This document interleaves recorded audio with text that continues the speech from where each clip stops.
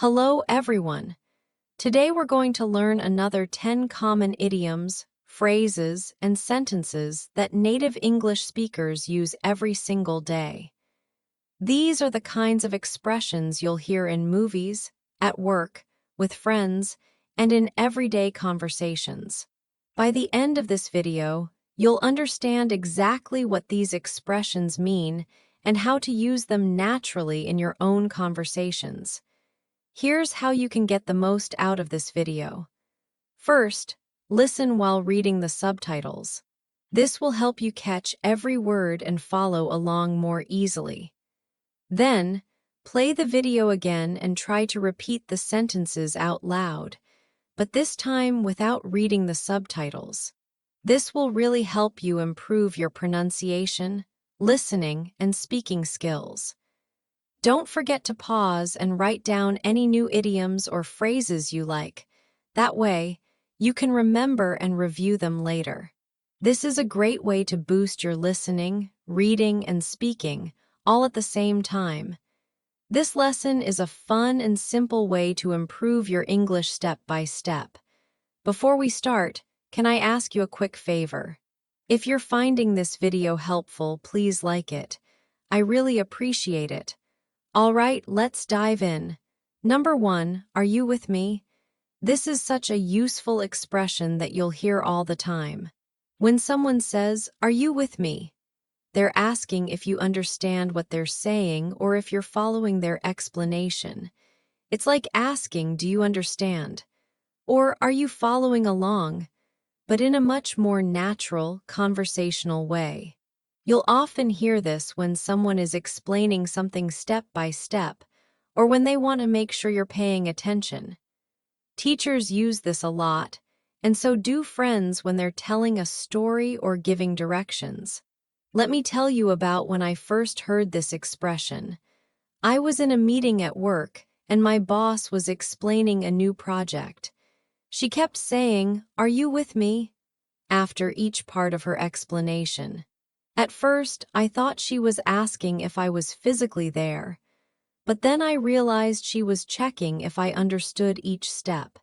It was so much friendlier than just saying, "Do you understand?" For example, imagine you're explaining how to make your favorite recipe to a friend. You might say, "First, you heat the oil in the pan. Are you with me?" Then you add the onions and cook them for 5 minutes. You might hear something like, "We need to finish this project by Friday, then present it to the team on Monday." Are you with me so far? Here's another one. I know this math problem looks complicated, but let's break it down step by step. Are you with me? This expression is perfect because it shows you care about whether the other person understands you. It's friendly and encouraging. Have you ever heard this before? I'd love to know in the comments. Number 2, I'm an organized person. This is a simple sentence that native speakers use to describe themselves, and it's so common in everyday conversation. When someone says, "I'm an organized person," they're telling you that they like to keep things neat, planned, and in order.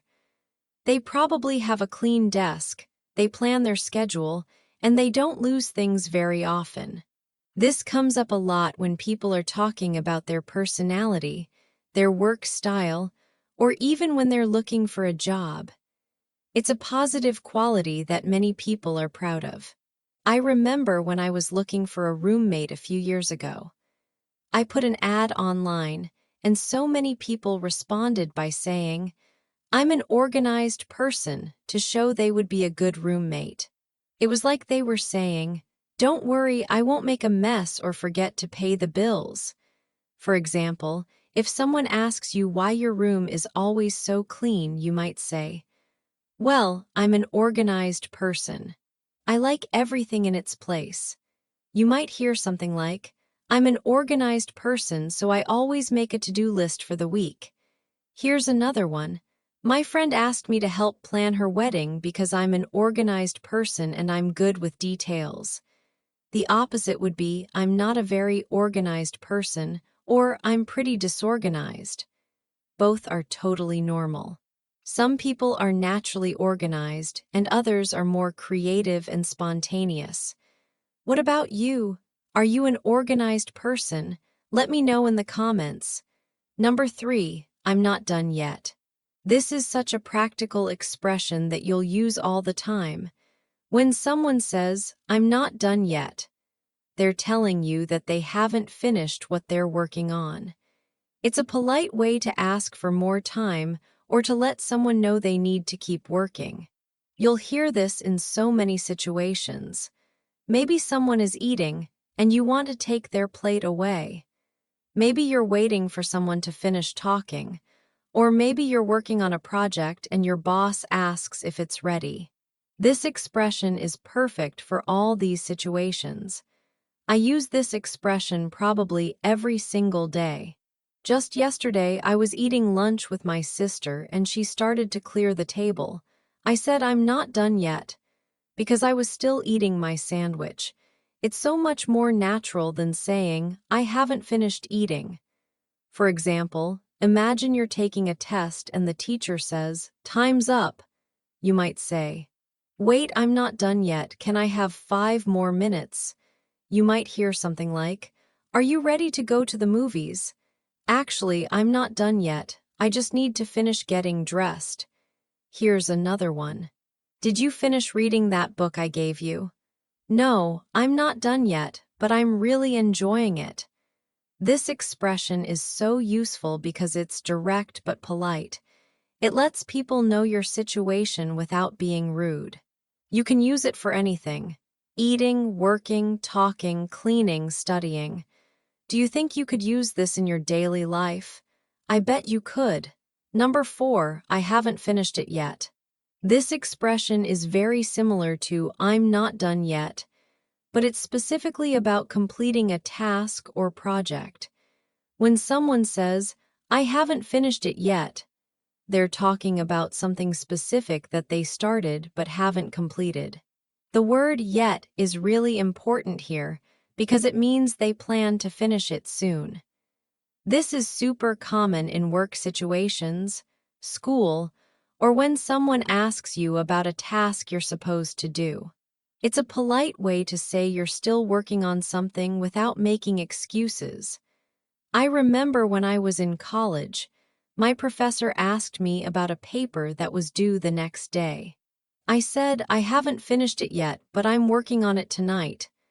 The word yet showed that I was planning to finish it soon. It's much better than just saying, I didn't do it. For example, if your friend asks about a book you borrowed, you might say, I haven't finished it yet, but I'm almost done. I'll give it back to you next week. You might hear something like, how's your garden project going? Well, I haven't finished it yet. I still need to plant the flowers. Let's take this one. Did you watch that movie I recommended? I haven't finished it yet. I fell asleep halfway through last night. The key difference between I'm not done yet and I haven't finished it yet is that the first one is more about the moment right now, and the second one is about a longer project or task. Both are super useful. Which one do you think you'd use more often? Number 5. Hang on, I got another call. This is a really modern expression that you'll hear all the time, especially on the phone. When someone says, hang on, I got another call, they're asking you to wait because their phone is ringing with a second call. Hang on means wait a moment or hold on, and it's very casual and friendly. This expression became super common with cell phones because now we can see when someone else is calling while we're already on a call. Before cell phones, people would just say, someone's at the door, or I have to go. This happened to me just last week. I was talking to my mom on the phone and my boss called me. I said, hang on, I got another call. Let me see who it is. It's such a natural way to pause a conversation without being rude. For example, you might be talking to a friend and say, hang on, I got another call. It might be about my job interview. Can I call you back? You might hear something like, So I was telling you about my vacation and then, oh, hang on, I got another call. It's my doctor's office. Here's another one. We were having such a great conversation, but then I had to say, hang on, I got another call because my mom was calling. You can also use hang on by itself for other situations, like hang on, someone's at the door, or hang on, I need to write this down. It's such a useful expression for asking someone to wait. Have you ever been in this situation? I think we all have. Number 6, to say the least. This is such a clever expression. When someone says to say the least, they're telling you that what they just said is actually an understatement. It means the real situation is much stronger or more extreme than what they're describing. It's like saying, and that's putting it mildly, or that's the minimum of what I could say. This expression usually comes at the end of a sentence, and it adds emphasis to what you're saying.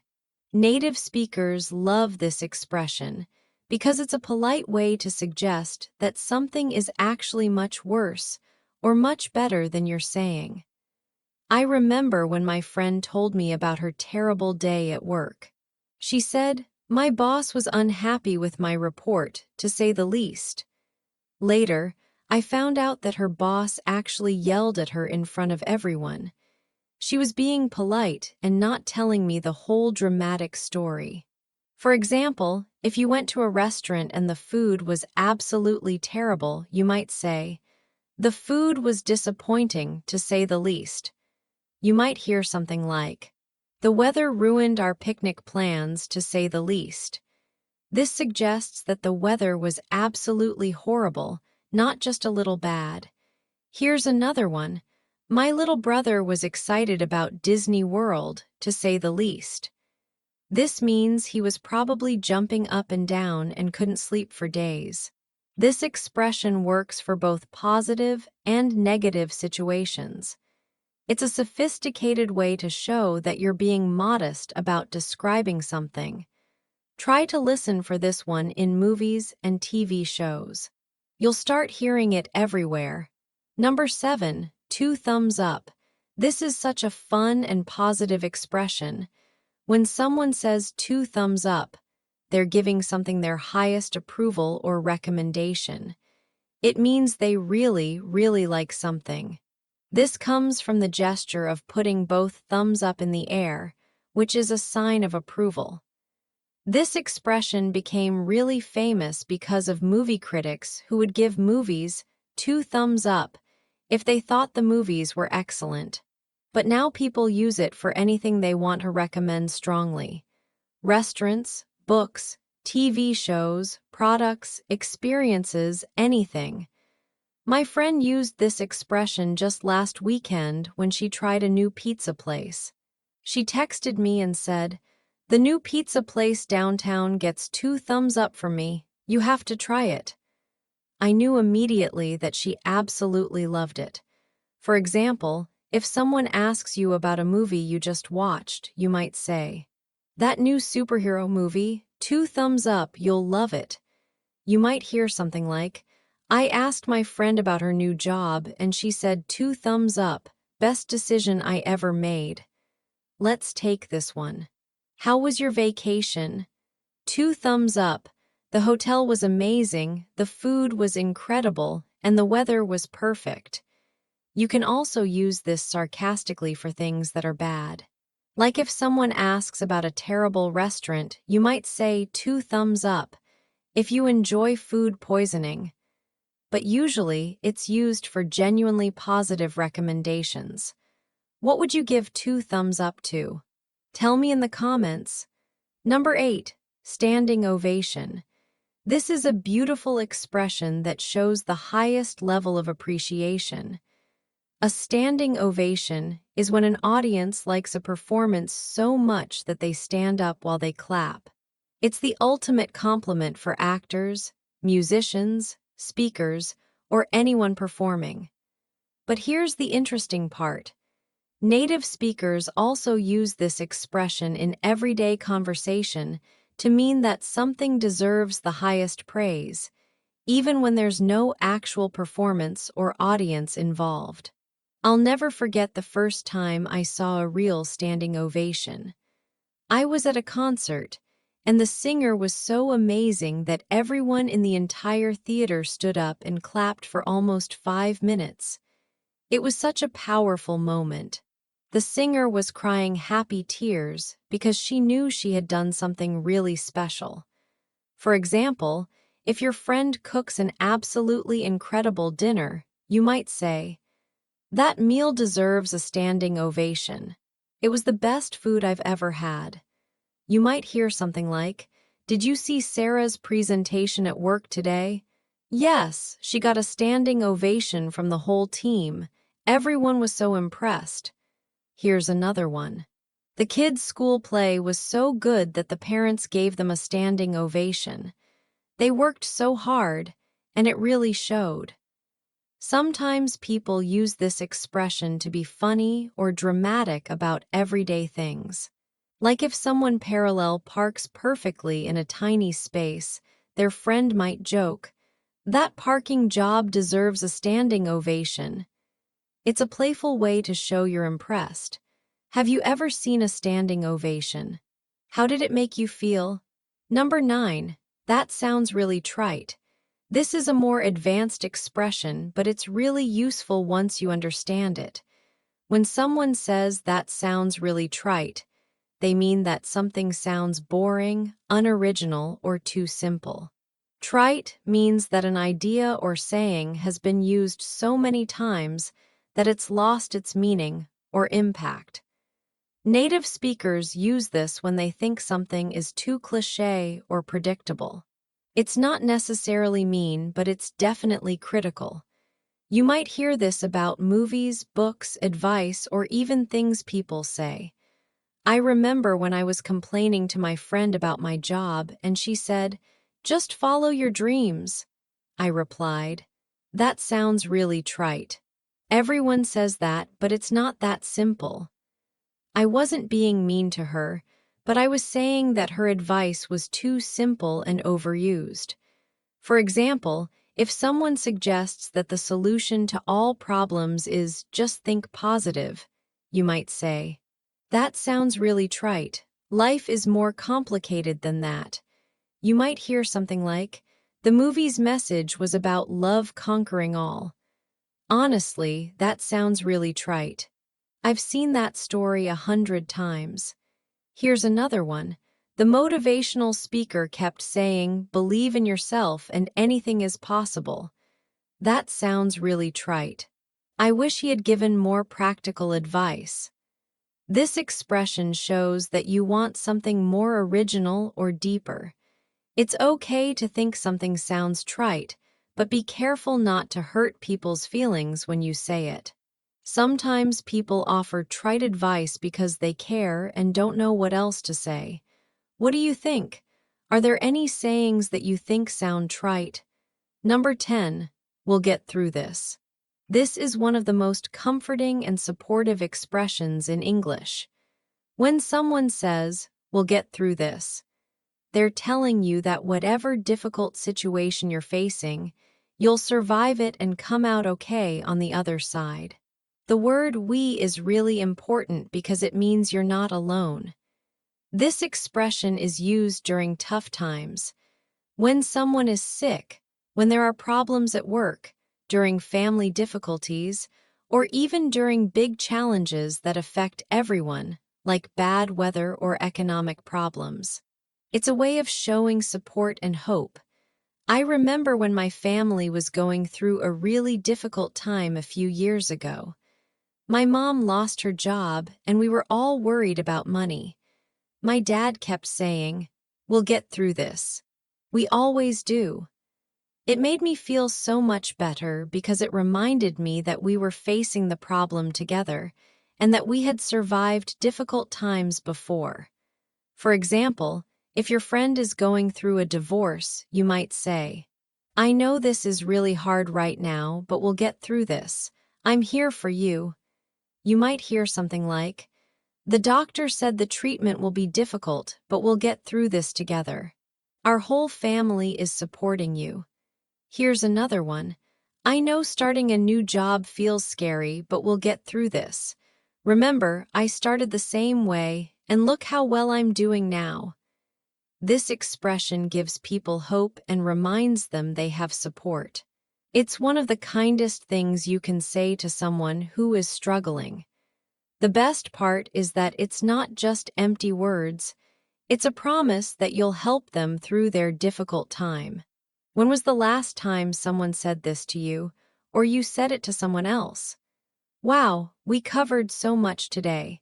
We learned 10 really useful expressions that native English speakers use every single day. From checking if someone understands you with, "Are you with me?" to offering support with, "We'll get through this." These expressions will make your English sound much more natural and fluent. Remember, the best way to learn these expressions is to use them in real conversations. Start with the ones that feel most natural to you and gradually add the others. Don't worry if you don't remember all of them right away. That's completely normal. Language learning takes time and practice. I want to know which of these 10 expressions was your favorite today. Was it the supportive "we'll get through this," the practical "I'm not done yet," or maybe the enthusiastic 2 thumbs up? Let me know in the comments below. I love hearing from you. Also, if you have any questions about how to use these expressions, or if you want to share your own examples, please leave a comment. I try to read every single one, and I love seeing how you're using these expressions in your own life. If this video helped you learn something new, please give it a like. It really helps me know that you're enjoying these lessons.